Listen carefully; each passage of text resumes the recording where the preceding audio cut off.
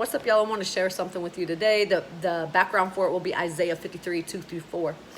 But I just want to impress upon those who don't know Jesus how majestic and how good of a God, how good of a Father Jesus is. If y'all have not tried Jesus, I am telling you, no president that you vote for, no political party, right, is going to come to your bedside when you're sick. When somebody in your family is dying, your mayor, your candidate, right, your group that you are protesting or rioting for, none of them are going to come and help you. None of them are going to sit there and hold your hand through anything. And let's keep it real. Half of your parents didn't do it either. And I know, right?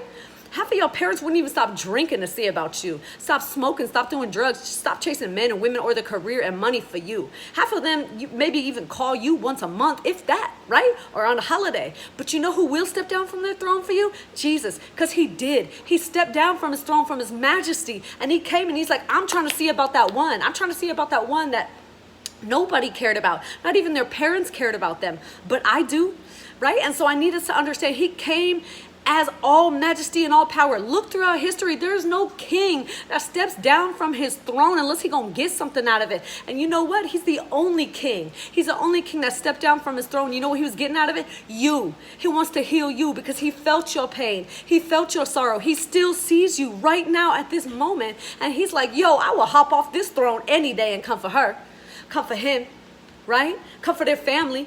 And so I just want to share that with you. And I'm going to read out of Isaiah 53 verse 2 really quickly. I'm going to read it in plain English real quick, just for some of you. And it says, in God's eyes, and he's talking about Jesus right now, he was like a tender green shoot sprouting up from a root in a dry and a sterile ground. That's where we are in earth, right? But in our eyes, there was no attractiveness at all, nothing to make us want him. Talking about Jesus. We despised Jesus and we rejected him, a man of sorrows, acquainted with the bitterest grief. And we turned our backs on him and looked the other way when he went by.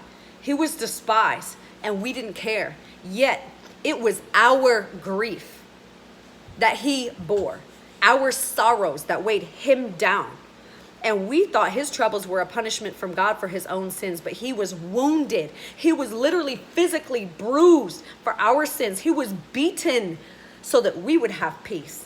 He was lashed with a whip, cut open physically so that you could be healed. We and every one of us have strayed like a sheep, we who left God's path to follow our own path. Yet God laid on him the guilt and the sins of every one of us. So y'all, I just want to remind you, maybe your parents abandoned you. Maybe your husband or your wife abandoned you, right? The president's not going to knock on your door and save your life or pay your gas bill or pay your rent this month. And neither is any other political party or anything you could possibly riot for. But you know who will help you? You know who will heal you? You know who will restore your relationship? You know who can make you whole? Jesus.